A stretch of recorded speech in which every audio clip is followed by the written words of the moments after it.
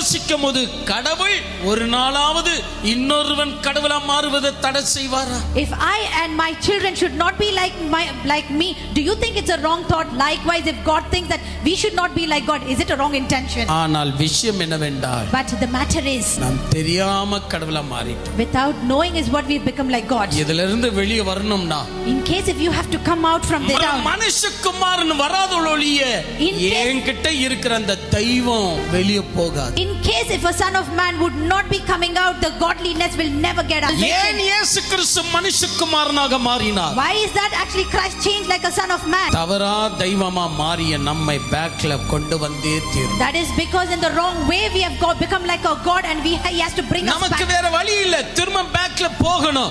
எங்க கடவுளா மாறினோமோ மறுபடியும் பேக்ல போய் மனுஷகுமாரனா மாறணும். So when we actually became like God, we need to get back and